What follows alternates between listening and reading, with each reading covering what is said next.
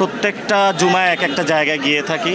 তো আমরা মসজিদ থেকে যখনই বের হওয়ার পরে আইনমন্ত্রী আসাদুজ্জামানের সন্ত্রাসী বাহিনী এখানে যে নেতৃত্ব দিয়ে থাকে আব্দুল মজিদ, চাঁদাবাদ সন্ত্রাসের জনক, এবং এখানে ইসলামী বিশ্ববিদ্যালয়ের ছাত্র দল এর যিনি সভাপতি আছেন তার নেতৃত্বে হকি স্টিক, বিভিন্ন যে দেশীয় অস্ত্র নিয়ে আমাদের উপরে তারা হামলা করে।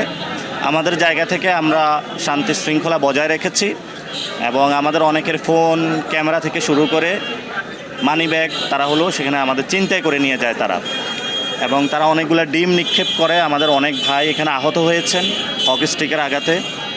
তো আমরা এটা তিনজনের তারা মাথা ফাটিয়ে দিয়েছে। আমরা এটা সুষ্ঠু তদন্ত এবং বিচার চাই। তো যিনি আইনমন্ত্রী দেশের, সেইখানে তার এলাকায় যদি এই ধরনের আইন শৃঙ্খলার অবনতি হয়, সেই জায়গা থেকে আমরা মনে করি যে আইনমন্ত্রী তার জায়গা থাকতে পারে না। ঠিক ঠিক।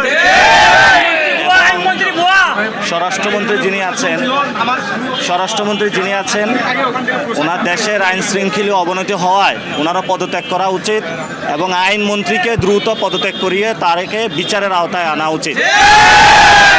আইনমন্ত্রী যখন একজন সন্ত্রাসী হন, তার হাতে বাংলাদেশের আইন নিরাপদ না।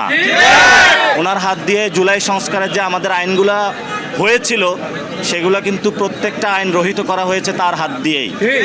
এই জন্য যতদিন এই আইনমন্ত্রী থাকবে ততদিন বাংলাদেশের সংস্কার এবং আইন নিরাপদ নয়। আমরা অতি দ্রুত তার এবং গুন্ডা পান্ডা বাহিনী যারা এখানে অ্যাটাক করেছে আমাদের উপর হকি স্টিক দিয়ে, তাদের আমরা বিচার চাচ্ছি। স্বরাষ্ট্রমন্ত্রী হয়তো এটা বিচার করবেন, অথবা আমরা ঢাকা স্বরাষ্ট্রমন্ত্রীকে ঘেরাও দিব। এটার আমরা বিচার নিয়ে ছাড়বো ইনশাআল্লাহ।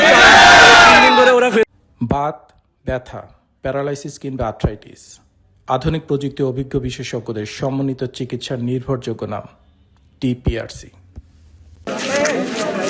Hey,